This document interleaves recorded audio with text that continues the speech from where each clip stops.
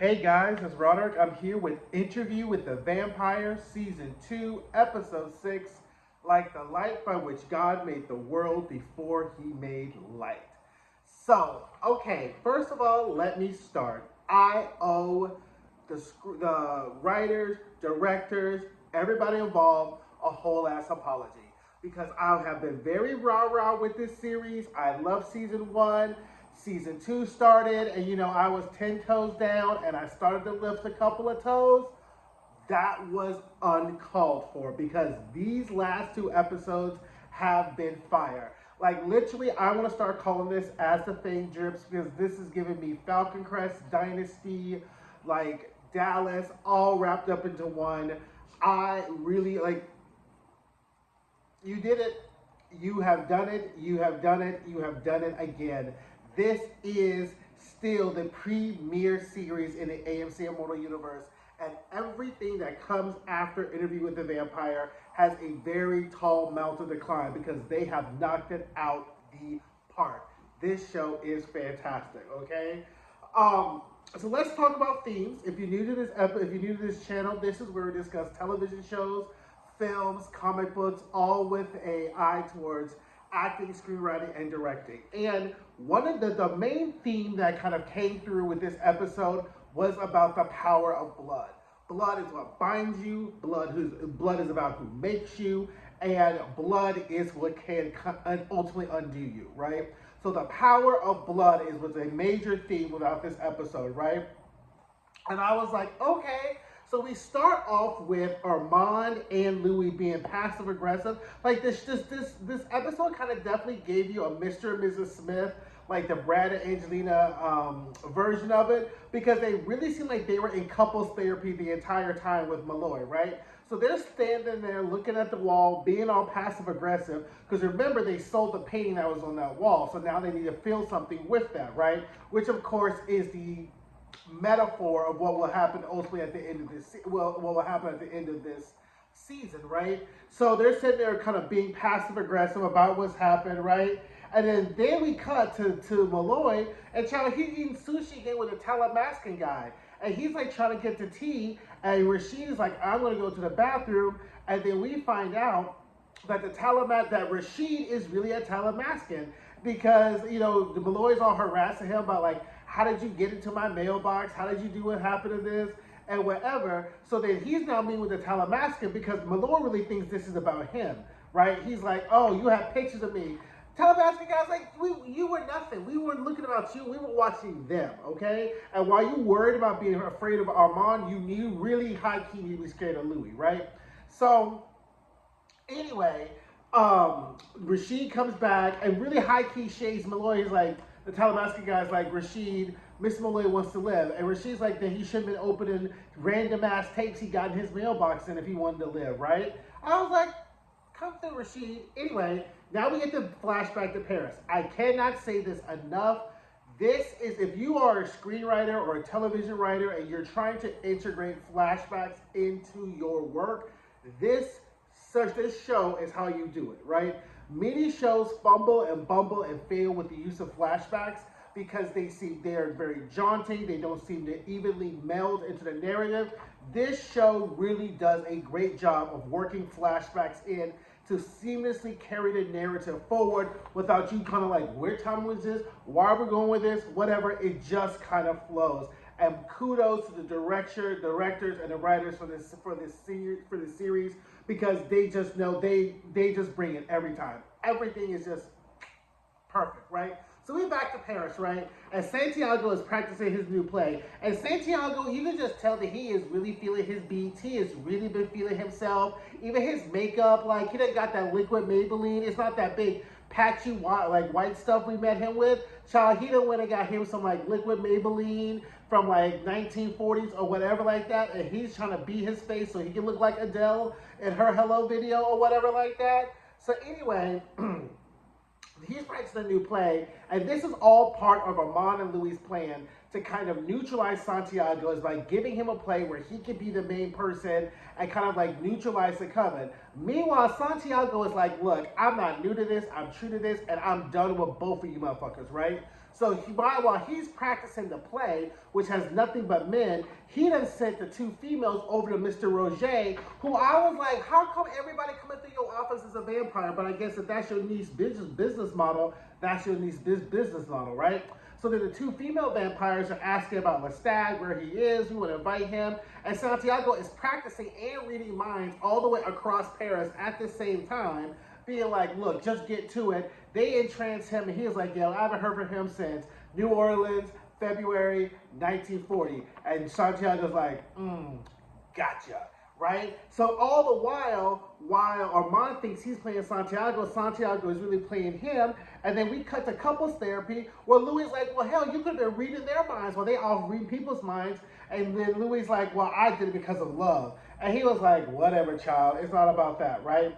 So now we get to the Madeline part of the story, aka Nazi lady, right? Now she's in her little dress shop, minding her own like Nazi-loving business, and then these drunk French people are coming down the street, carousing, whatever. Madeline has this kind of like secret admirer across the street. He's eyeing her. Child, we find out those are the people who've been drawing the swastikas all up on her window, right? So then they start to paint it again, and they're like, we're gonna come back and paint it all the time. So then Madeline's like, no, you gonna stop playing in my face. So then she takes her iron and throws it through the window, and they're like, okay, bitch, well, here, double reverse on you. They jump through the window, right, and start to attack her. Meanwhile, old boy across the street is minding his own French ass business, right, which is a cousin of minding your own black ass business. He's minding his own French ass business. Ain't flinch, ain't stop smoking, just sitting here minding his business. So then they start to attack her, and I was like, oh girl, here we go with Captain Save-A-Ho, Claudia, right? And sure enough, before things get too out of hand, we hear some rustle, scrumble, and then Madeline gets up and shouts, everybody's dead, right? And then she sees Claudia, they're drinking blood or whatever, and Claudia's like, girl, we cool? Because if we ain't cool, it's like that scene from Pulp Fiction when it was like, are we cool? Are we cool? Because if we ain't cool, we could be uncool, right? Like, it was real that. And Nazi lady's like, yeah, okay, I'm cool. She's like, okay, I can start cleaning this shit up, wear those light switches and whatever, right? So then Louis comes to the theater with this big ass painting. He takes it upstairs. Now, mind you, everybody in the theater troupe, they not feeling Claudia, they not feeling Louis. Like, every time they come in, they're giving them the diagonal vampire side eye. Like, here comes this motherfucker, literally. He's like, where's Lestat? So they go upstairs. So he shows him the painting. He's all like, hey, I got this painting. It's Walls, W-O-L. He was like, oh, it's gonna be worth a lot of money. So we kind of see the impetus where Louis starts his whole like art collecting, vampire capitalist. And you can tell he's geeked. He was like, I gotta look at Sam's pages. He's like, you can read them face down in the coffin while I fuck you. I was like, come through, bottom verse. I was like, come through. Louis done turned into a top. Now he's not fucking around with Lestat, right? So really the other theme in the arc we see of Louis is like from season 1, you know, Louis was given definite, you know, feisty bottom energy, right? But now he done went bottom verse, and we're like, okay. So then he go, and then Armand just gives you full lady with the suspenders, taking them off, and I was like, this bitch. So then they go to it. Mind you, all the other vampires like, here the fuck they go again, fucking in the place of business. And I was like, child, okay, right? So I was like, anyway, Claudia and Nazi lady are all keying in the apartment. They're like reading books and reading Claudia's diary. Child, Louis walks in and he's hotter than fish grease. He's like, why is this bitch sitting up in my coffin reading your diaries? And she's like, oh, let's start again. And the Nazi lady decides that she's gonna get feisty, and he's like, if she say one more word, I'll rip her arms off and throw her out the window. So Nazi lady recognizes that Louis ain't really the one to fuck with, so then she keeps quiet. Claudia's like, look, I like her, she's my friend, I want her to be my companion, you got Armand, I'll always be a third. And I was like, anything to get rid of this whiny ass irksome bitch, right? Because Claudia has just, you know how I've been feeling about Claudia. Like, I'm thinking to myself, like, if this can get rid of Claudia, fine. Make this shit, make Nazi lady her vampire companion, let them click clack and scissor all up into the night, and it'll be a done, right? So then Armand shows up, and he's not with the fucks either. He's like, this is disrespectful as fuck. I told you to get rid of this bitch, and not only did you not get rid of her, you killed in front of her, and you want me to and you want her to become a vampire? So then Claudia's like, I'm sorry. He's like, nah, you're a manipulating bitch. You think you could do whatever the fuck you want to do just because your man is dicking me down every day and night, right? Which is true. But anyway, Claudia's like, whatever. So then Armand's like, okay, fine. Let me go suss out old vampire lady and see what she's about. So she's here eating. She's like literally spooning her little apple. And he comes in like, giving you like straight Sable Colby, like with the code, how, speaking in French or whatever. And then she's just like, plus she's like, look, I done went through World War II. They done shaved my head. They done put me through all this type of ish. You ain't really scaring me. And he's like, how are you going to get through eternity? How are you going to get through the end of your era? And she's like, look, I done been through so much. And I'm not really worried about all that, okay? I like Claudia. Claudia likes me. We going to be okay, whatever. And so he sits down and he's like, well, what are you going to do when she throws herself in the fire? And then Nazi lady says, which was a good point, maybe I might be the reason she don't throw herself in the fire. Because if you recall from the previous episodes, Armand tells Louis that because Claudia was made so young, she is going to eventually end up going crazy because her body is too young to contain the vampire power within her. A very simplistic way of saying it, right? So then anyway, we get to the cut. So then Louis is talking to Claudia, and he's like, oh, he's going to do it. Like, Louis is feeling himself. He's dicking Armand every day. Armand's calling him Maître. And then, Louis really thinking he's in charge until Armand comes out and says, I'm not really going to do it, right? So then we get to the cut to the present scene where Malloy, this is the best thing. He's like, oh, Maître every day, Maître in the bedroom until it's hot and sexy, right? Which killed me, right?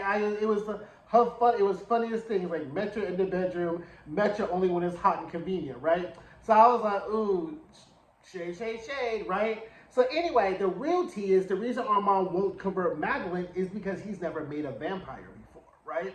So he's like, what? How come? He's like, it repulses me. So then anyway, back in the theater, Santiago is really fed up with Armand and all this ish. They start squabbling over like the content of the play, how crappy the play is, and then they just keep going. And then Santiago just storms off, flies right up in Armand's face, calls him fangless, and just flies on in. Armand gives the papers to the human. People are like, okay, what is going on? Like, Armand has lost control of his whole ass coven, right?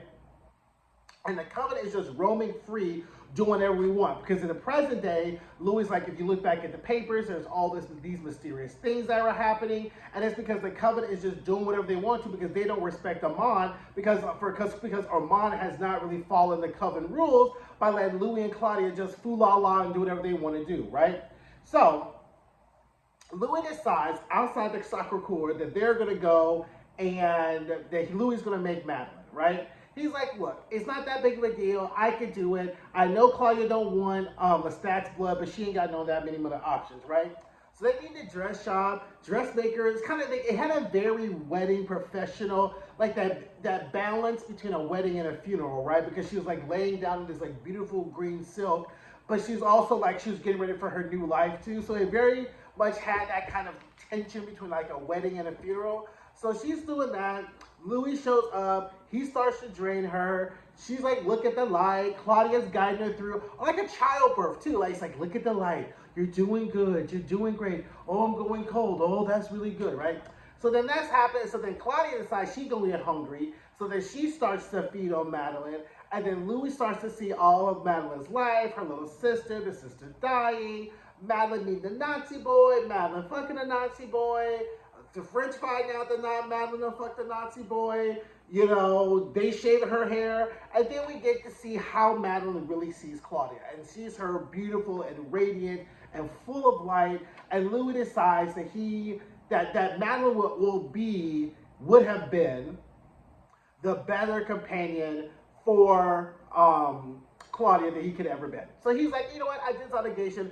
I owed her one, whatever, right? So anyway, Armand comes in, there's blood on the floor. He's like, did you do it? He's like, yeah, I did. The dark gift took. I ran them. I told them to leave town. They're gone.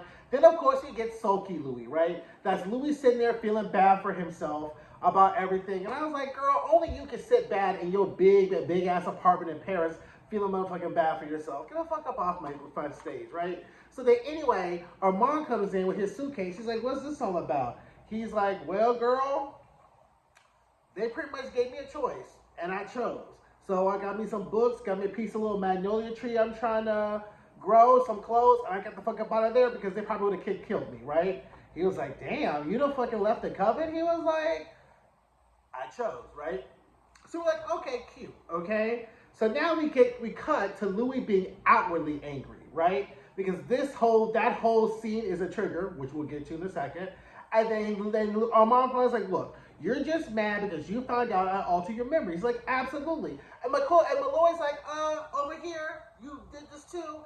And then Armand's like, look, this is between me and you because I don't owe you my shame, okay? Because what I'm about to tell you in a couple of seconds is why we tore out all those pages and why I altered your memory. Because what I'm about to tell you in the next 45 seconds, I don't owe you ish. So you don't deserve my shame. You don't deserve anything. He was like, well, you're going to drain me. So he's like, you know what? I apologize, and I apologize again, right?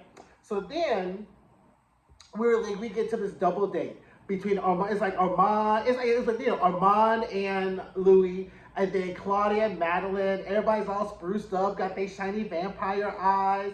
You know, they drinking. You know, they're like, oh yes, Claudia, look, like she done caught the Holy Ghost for real because she done went ahead and apologized to Armand for being trifling, right? So she's just, yes. And then Madeline's like, I can feel you. I can feel your love for her. That's why I told her we needed to come back. Mistake. And then she was like, I can even feel your love for Armand. He's like, I don't need to tell him nothing. His head's getting all big. Wah, wah, woo. So then Armand's just all like, aw. He goes to the window, child. And as he has his back to him, child, the worst look comes over his face. And I was like, oh, girl, what's about to happen? So then, you know, they're talking, and Madeline's like, I can't read your voice, I can't read your mind. It's like, girl, that's just how the setup is. It'll be okay. We gonna wander around and all this stuff. And then suddenly, child, we see a bleach blonde haired man walking in a leather jacket with a sack. And then we get to the restaurant, child, and everybody is still. And I said, oh no, they are not. So then everyone's still, we're looking around, child, Santiago walks in, Louis looks around, child, they come and they snatch up Claudia, Louis, and Madeline.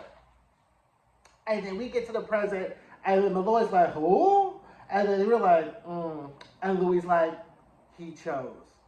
And then this is what Armand has been making up to Louis for the past 70 years, is this ultimate betrayal of him turning Claudia, Madeline, and him into the vampires. But we're not done yet, right? We're not done because we get to a whole midday showing at the Teatro de Vampire, and they're having, and by the way, that costume design on Santiago, because he had his leather harness on, he had his Maybelline, he had his wig, and come to find out, child, they about to put the vampires on trial in front of a bunch of humans, right? And if you watch the movie back with Brad Pitt and Tom Cruise, you know how the trial goes. But anyway, so they're getting to that. They don't fuck them all up. Like, you know, they were all shiny and kiki at the restaurant, child. They don't whop them a couple of times between putting them between the restaurant and here. And I was like, oh, girl. So then we see Sam, I think, coming down the steps. And, child, he comes down the steps and says, Mr. D. Leoncourt, you're doing the stage in 10 minutes. Bitch is Lestat down there giving in all black pinstripes with the curls a bouncing, looking in the window. He's like, 10 minutes. And I was like, girl.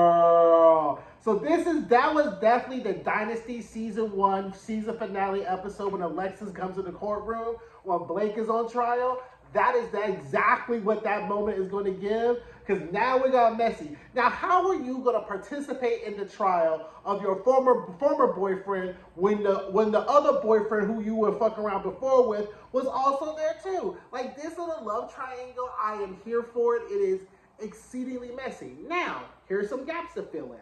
We know in 1973 that Lestat and Armand are in contact.